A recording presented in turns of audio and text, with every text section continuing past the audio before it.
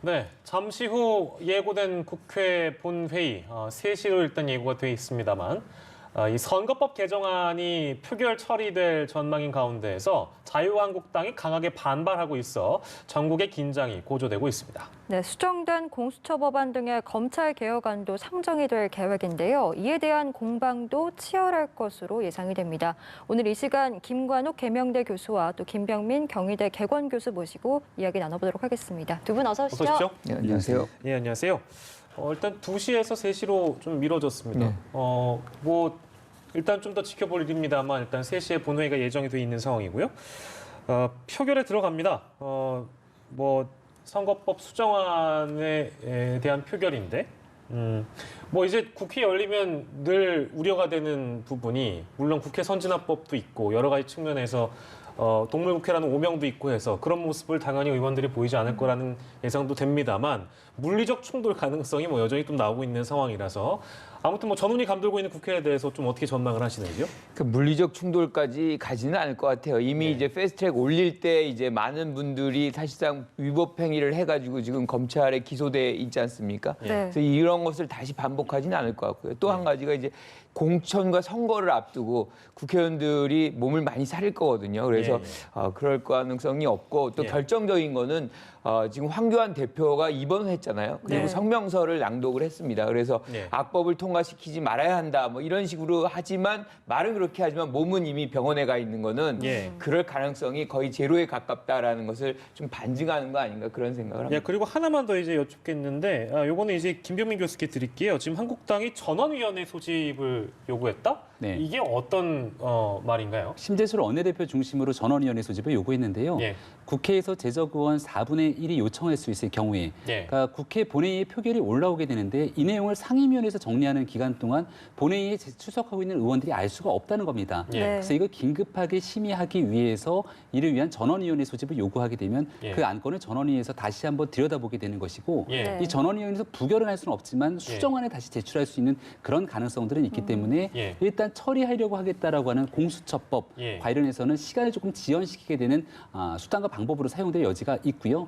과거의 전례를 보게 된다면 2003년도에 이라크 파병 동의안 같은 경우 이 전원위원회에 대한 소집 요구를 그대로 받아들였던 적이 있었는데요.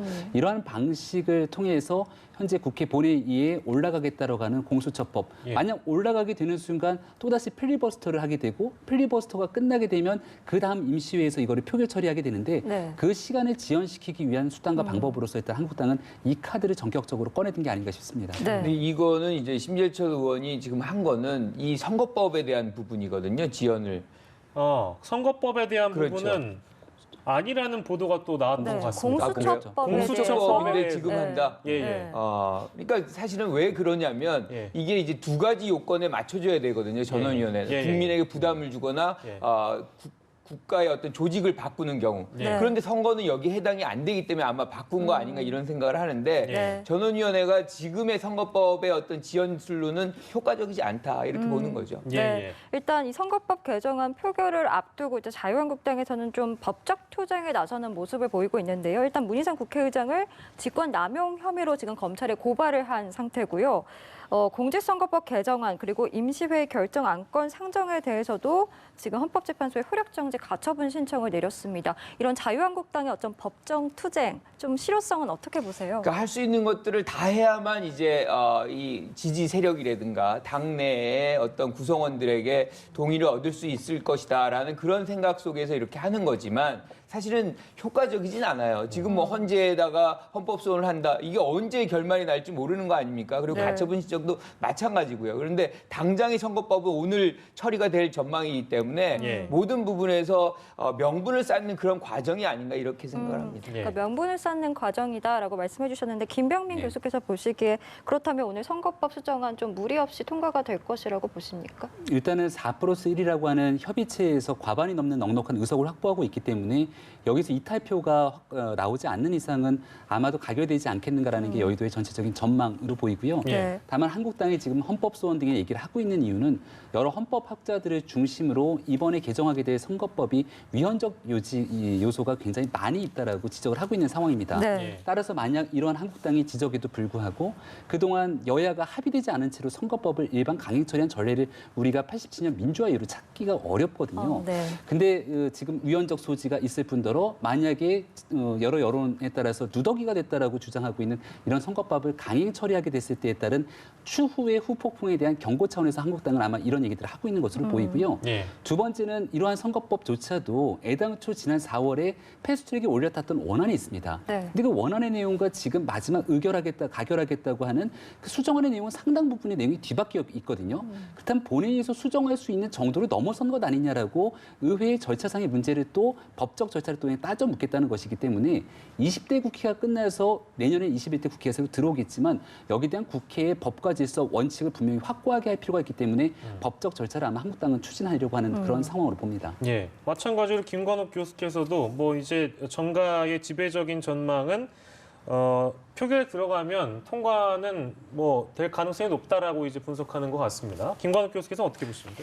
그러니까 뭐 지금의 숫자 우리가 어떻게 해도 국민이 뽑은 국회의원입니다. 그래서 숫자 사군으로 이미 이제 4+1이라는 어떤 여러 정당의 집합이 추진을 한 안이기 때문에 예. 그리고 여기까지 왔잖아요. 그리고 또 한 가지 말씀드리고 싶은 거는 그러면 자유한국당이 진정으로 이 안에 대해서 협상을 했느냐, 내용을 수정하고 뭔가 자기들의 것을 반영하려고 노력했느냐라고 한다면 사실 그건 거의 없었던 거죠. 그냥 이 원안 자체를 그냥 막으려고 하는 그런 행위로서 계속 삭발하고 단식하고 이런 장외투쟁하고 이런 것들이 이어져 왔기 때문에 지금 와서 그 내용에 대해서 가타부타 얘기하는 거는 너무 늦은 감이 있다고 생각을 합니다. 그래서 네. 이번에는 만약에 이제 민주당을 중심의 4+1이 이것을 통과 못 시킨다. 네. 그러면 그 자체로서 사실은 지지 세력들에게 엄청난 비난을 받을 수밖에 없어요. 그래서 네. 아마 해를 넘기지 않을 것이다. 오늘 처결을 할 것이다. 이렇게 생각합니다. 네, 일단 선거법 수정안이 통과가 되면 자유한국당에서는 이제 비례한국당을 창당하겠다라고 공식화하지 않았습니까?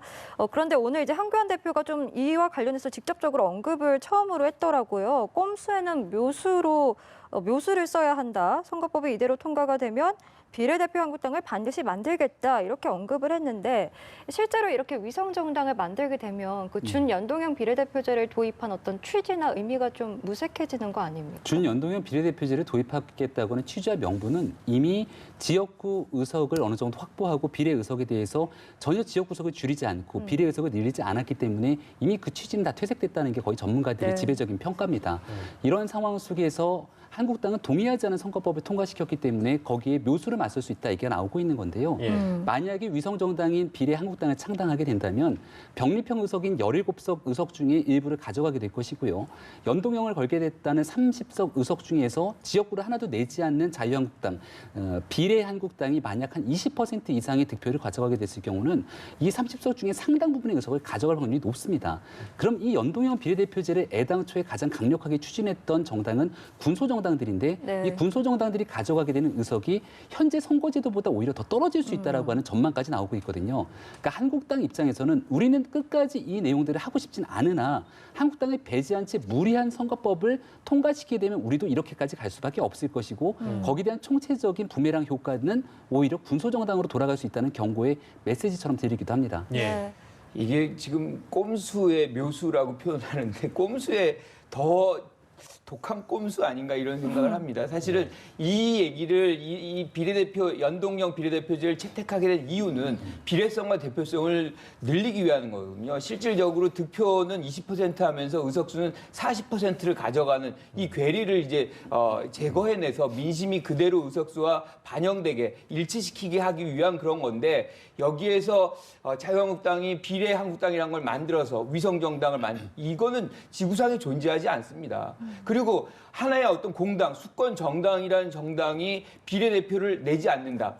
이것을 국민들이 받아들이고 이걸 온전한 어떤 수권 정당으로 받아들일까 한다 그러면 예. 저는 국민들이 그렇게 생각하지 않을 것 같아요. 그래서 오히려 이런 꼼수를 부릴 때 국민들이 더 크게 심판할 가능성이 있어서 지역구 같은 데서 오히려 더 손해를 볼 가능성이 있다. 민주당 같은 경우도 더 큰 손해를 보고 예상을 하고 있어요. 예. 그럼에도 불구하고 지금 이걸 추진하는 건 아까 제가 말씀드렸던 그 중요한 가치들이 더 중요하다. 즉 민심이 더 중요하다는 것을 지금 받아들이고 있는 건데 예. 그것에 의석이 더 중요하다. 자당의 어떤 의석을 더 확보하는 것이 중요하다라고 한다면 국민들이 거기에 동의하겠느냐는 것이죠. 예. 근데 만약에 이 실제 비례한국당이 공식화한 상황이고 이게 기정사실화돼서 실제 비례한국당이 탄생한다면 그렇다면 민주당의 맞대응 전략은 무엇이 있는가?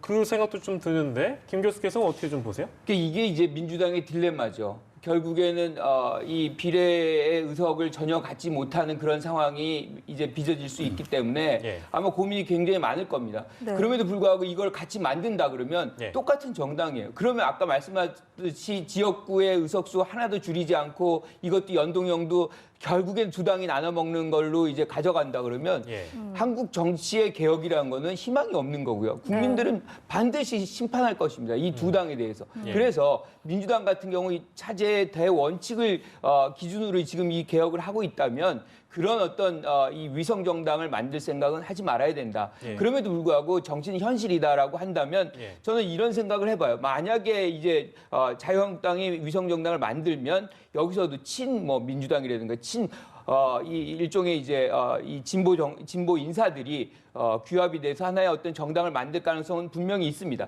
왜냐하면 이게 어떤 형태로 바뀌냐면 전국이 진영 대 진영의 대결 구도로 이걸 나눠 먹는 형태가 될 가능성이 높기 때문에 예.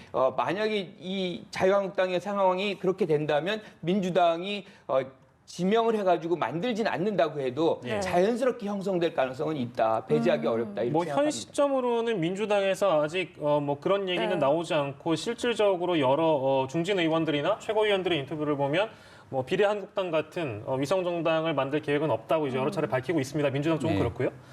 그렇다면 교수께서 보시기에는 민주당 뭐 따로 전략이 있겠습니까? 어떻게 보세요? 민주당은 지금 선거법을 처리하지 않은 상태인데 지금 비례민주당을 만들겠다고 얘기를 하게 되면 이 선거법 개정안에 가결을 하면 안 되는 겁니다. 그래서 그런 이야기를 끄집어낼 수가 없을 텐데요. 예. 그럼 문제가 될 수 있는 게 뻔히 보이기 때문에 사실 더불어민주당 입장에서는 선거법 개정안에 찬성표를 누르기가 굉장히 부담스러울 겁니다. 네. 어저께 이해찬 더불어민주당 대표가 새로운 인재영입 1호 인재영입을 발표했는데요. 예. 앞으로 한 20명이 넘는 인재들이 준비되어 있다고 합니다. 네. 그럼 그 인재들이 준비돼서 국회에 등원할 수 있도록 뒷받침을 하는 것 비례대표의 공간들이 있어야 되는데 예. 자유한국당이 연동형 이 비례 자유한국당을 만들게 되는 순간 이러한 사람들을 모셔도 같이 정치를 공유할 수 있는 공간 자체가 없는 거거든요. 예. 그러니까 추후에는 저는 비례민주당을 만들 가능성이 매우 높다고 보는데요. 매우 높다고 네. 보세요? 지금 현재로서는 이런 이야기를 끄집어낼 수 없는 게 이 예. 이야기를 선거법을 마무리 짓고 난 다음 반드시 민주당이 처리해야 되는 게 바로 공수처법과 예. 검경수사권 조정 등에 대해서 예. 문재인 정부가 그토록 하고 싶다고 얘기했던 검찰개혁 안들이 기다리고 있습니다. 네. 사실은 이 내용 때문에 군소정당들의 표를 가져오기 위해서 선거법을 일부 양보한 것 아니냐는 이야기까지 나오고 있거든요. 예. 아주 만약에 하지만 이렇게 선거법 처리하고 그리고 나서 공수처법안 등등을 처리하고 난 뒤에 한국당이 핑계를 대가면서 비례민주당 등을 만들게 되는 순간이 오게 된다면 예. 네. 그 여건으로서는 상당한 정치적 치명상을 입을 수 있기 때문에 예. 아마 내년도의 정치 상황들은 매우 복잡하게 돌아가지 않을까 생각합니다. 네. 이게 지금 페이퍼 정당 대 페이퍼 정당이 만들어진 형국인데 네. 예.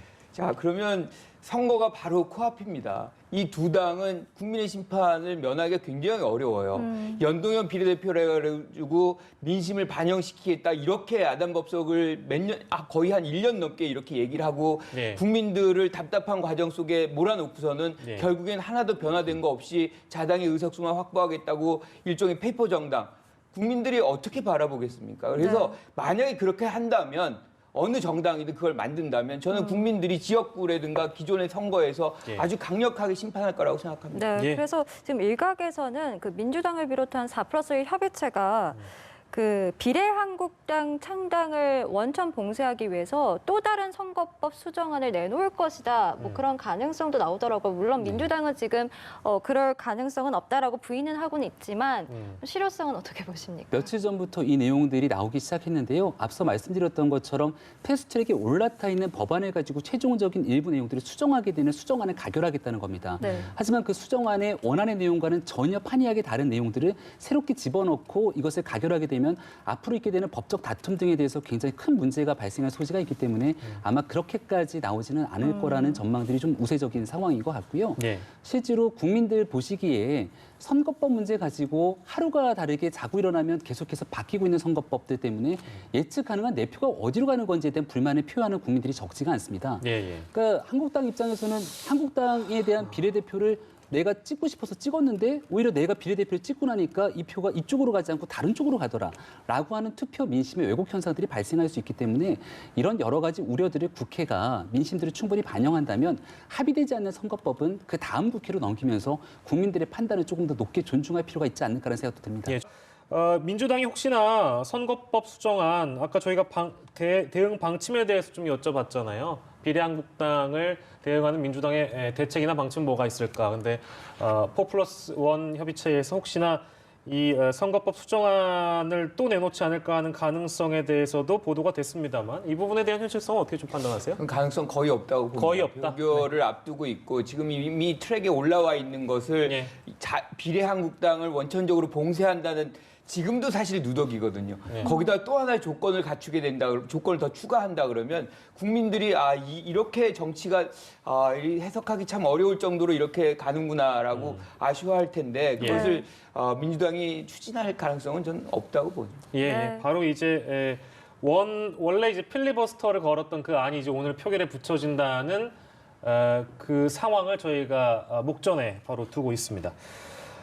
선거법 얘기 저희가 좀 그러면 정리하는 차원에서 이 선거법이 뭐고 물론 이제 국민들께서는 많이 이제 보도가 돼서 어떠한 부분이 바뀌고 몇 석에서 몇 석 또 이제 캡을 씌워서 어떻게 한다라든지 연동이 어떻게 된다라든지 많은 이제 정리를 보셨겠습니다만 알기 쉽게 이번에 지금 올라가 있는 안이 전체적으로 어떤 내용인지 한번 좀 풀어주신다면요. 일단은 지역구석과 비례의석은 그대로 기존 선거제도와 동일하게 갑니다. 예. 지역구가 253석, 비례대표 47석입니다. 예. 애당초에 표결하겠다고 했던 첫 번째 안은 28개의 지역구를 줄이고 비례대표를 28개 늘리겠다고 하는 안이었는데 호남 지역에 있는 의원들을 중심으로 지역구가 줄어들게 되는 의원들이 반발하다 보니까 네. 지역구 의석은 건들지 않기로 했습니다.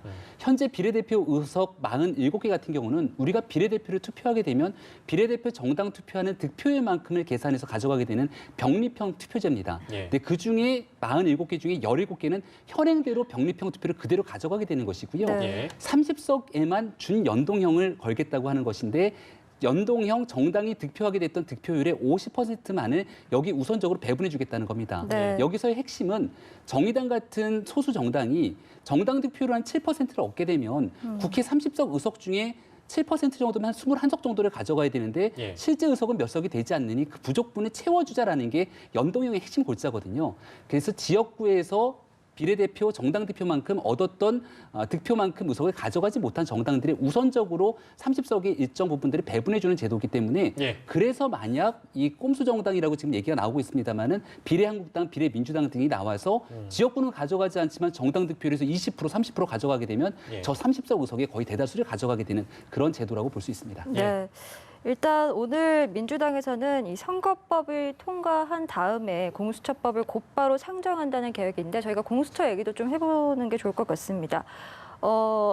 일단은 오늘 이 선거법이 좀 상정이 되면 여야가 또다시 필리버스터 대치를 할 것으로 예상이 되는데 이런 점에 대해서는 좀 어떻게 그러니까 보십니까? 선거법을 처리하고 곧바로 이제 공수처법안을 상정한다는 거죠. 그래서 임시국회를 3일짜리를 이제 끌고 가는데 그 사안에 대해서 또 자유한국당이 필리버스터를 선거법처럼 또 진행을 할 가능성이 매우 높습니다. 그러면 이제 30일이 돼서 표결 처리가 가능한 거죠. 네. 그 과정 속에서 뭐 우리가 지금 봐왔던 것처럼 거의 유사한 행태들이 나올 거예요.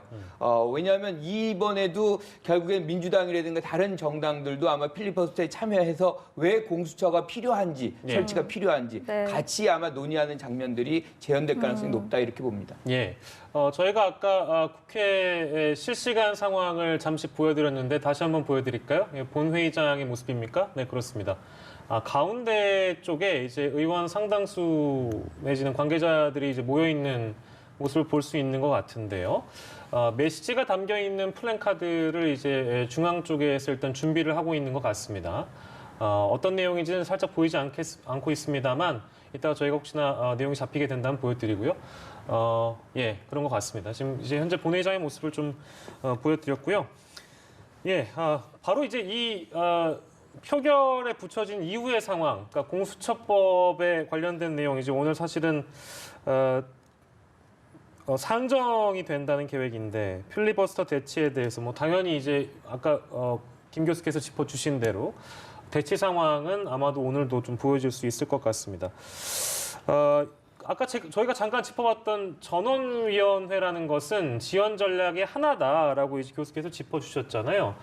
근데 실제 아까도 저희가 기자 연결했을 때 문희상 국회의장이 이를 이제 받을 거다라고 살짝 의견을 밝히긴 했는데 이 소집 요구가 글쎄요 뭐 결정적인 제동 장치가 되긴 그러면 어렵다고 보시는 거네요. 그러니까 일단은 공수처법에 관련해서 애당초에 패스트트랙에 태워진 원안은 두 가지가 있었습니다. 하나는 더불어민주당의 백혜련안이 있었고 하나는 예. 바른미래당의 권은희안이 있었죠. 있었습니다. 이 두 개를 가지고 심도 깊은 논의를 통해서 중간에 조정 과정이 있었어야 되는데 예. 4+1이라고 하는 협의체에는 바른미래당 구성원 중에 새로운 보수당으로 가 있는 구성원들은 사실 여기 참여하지 않았거든요. 예. 그러다 보니까 권은희안이 중심으로 하는 내용들은 싹 빠져 있고 예. 사실상 백혜련안에 덧붙여서 조금 더 강성적인 측면들 네. 이를 이제 야권에서는 독소 조항이다라고까지 표현하게 되는 일까지 나오면서 공수처법에 대한 수정안이 다시 올라가 있는 거죠. 이걸 예. 가결하겠다고 하니까 내용을 전혀 국회의원들은 속기록도 남아있지 않고 회의록도 알지 못하는 법안을 실제 국회에서 표결할 수 없다라고 해서 전원위원회에 올리겠다는 것이고 예. 그럼 전원위원회에서 이걸 부결할 수는 없지만 수정안을 제출해서 수정안을 통과시킬 가능성들은 여전히 남아 있습니다. 네. 숫자상으로는 아마 야권 입장에서 좀 불리한 측면들이 있습니다만 예. 그럼에도 불구하고 이 문제가 어디서부터 문제가 초래됐는지 예. 수정안을 통해서 어떻게 바꿔낼 수 있는지들을 이야기하면서 국민적 여론들을 좀 환기시키면서 예. 시간을 벌려고 하는 그러한 전략의 일환이 아닌가 생각이 듭니다. 네, 자유한국당의 여러 가지 전략에 대해서 저희가 짚어보고 있는데 아까 필리버스터 얘기가 나온 만큼 이 부분도 좀 짚어보겠습니다. 앞서서 교수께서 살짝 짚어주신 부분이긴 한데 이게 필리버스터가 원래는 야당에서만 이렇게 하는 것처럼 그렇죠. 알고 계셨는데 많은 반대- 분들이 이번에는 또 여당 의원들도 그렇죠. 했잖아요. 이 부분에 대해서 좀 어떻게 보셨어요? 여러 가지 효과가 있어요. 그런데 가장 결정적인 건 이것이 지금의 선거를 앞두고 있다는 거죠. 네. 그러니까 자신이 한 번이라도 더 이제 화면에 나오고 이런 것들이 득표에 굉장히 도움이 되기 때문에 여당 의원들도 지금 이걸 찬성하는 의원들도 이걸 다 야당 의원들에게 맡기고 싶지 않는 겁니다. 네. 또 한 가지가 이제 이거를 반대하는 의원들만 얘기하다 보면 이 논리, 공수처의 설치에 대한 필요성이 왜곡이 될 수 있고 이것이 더 중요한 걸로 받아들일 수가 있거든요. 그래서 네. 이런 어떤 여론을 환기시키는 그런 어떤 목적으로도 이제 활용을 하기 위해서 예. 여당 찬성하는 쪽들도 아마 참여하고 있는 거 아닌가. 굉장히 이례적이긴 합니다. 예. 네. 교수께서는 마찬가지로 어떻게 보셨습니까? 네, 그 필리버스터는 합법적 의사 진행 방해입니다. 그러니까 의사를 진행을 방해하겠다는 것은 다수당의 일방적인 횡포로 가겠다는 것을 저지하겠다는 것인데 일방적으로 처리를 하겠다는 사람이 필리버스터를 하겠다라고 나서서 이야기를 하는 것 자체가 넌센스를 비춰질 수 있는 개연성이 매우 높습니다. 네. 아마도 우리가 정치학 교과서 등에서 고등학생들, 중학생들, 청소년들에게 강의를 하게 됐을 경우에 필리버스터를 하게 되는데 여기서 이를 다수당이 처리하려고 하는 의원들이 나가서 필리버스터하는 모습들에 대해서 어떻게 생각하냐라고 찬반에 대한 정답지를 고르라 그러면 네. 학생들의 답은 저는 비슷하게 나올 거라고 생각합니다. 예. 그러니까 이것은 여야 정당이 언제든지 간에 다수당의 위치에 점해져 있는 것은 늘 바뀔 수 있는 일이기 때문에 예. 국회 선진화법을 도입했을 때 본래 취지 정신들을 왜곡하지는 말아야 된다고 생각하거든요. 네. 예. 그렇기 때문에 적어도 이 부분을 가지고 오히려 찬성하는 쪽에서 지원하기 위한 절차로서 필리버스터를 활용하는 것은 굉장히 부정적이다 생각이 되고요. 예. 특히나 이 보수 야권 입장에서도 필리버스터를 적극적으로 활용하기 위해서는 우리가 흔히 말해서 아무 말 대잔치 한 것이 아니냐라는 비판적 여론들도 있는데 충분하게 귀한 국회의 시간을 활용하고 있는 만큼 여기에 대해서 조금 더 설득력 있는 목소리를 내야 되지 않을까라는 그런 의견들도 있었다는 말씀드립니다. 예. 다시 한번 보여드리고 있는 이 시각 국회 본회의장의 상황입니다. 의장석을 중심으로 예, 아까도 잠깐 나왔습니다만 자유한국당 의원들을 중심으로 헌법 파괴라는 메시지 그리고 연동형 선거제 반대라는 메시지가 잠깐 보였습니다. 이제 의원들을 중심으로 의장석을 중심 둘러싸고 있는 그런 상황인데요. 아직 3시 본회의는 아직 열리지 않고 있는 상황인데 본회의장의 모습을 저희가 잠시 보여드렸고요. 예, 뭐 오늘은 이 정각에 딱 혹시나 들어갈 수 있을까 네. 싶었는데 역시나 좀 쉽지 않은 상황입니다. 앞으로 이제 국회 상황이 어떻게 돌아가는지는 이 시간 이후에 연합뉴스 TV로 좀 많이 지켜봐 주시면 고맙겠습니다. 오늘 두 분과 함께했습니다. 김관욱 계명대 교수, 김병민 경희대 개건 교수 모시고 오늘 정치 관련 내용들 짚어봤습니다. 두 분 고맙습니다. 고맙습니다.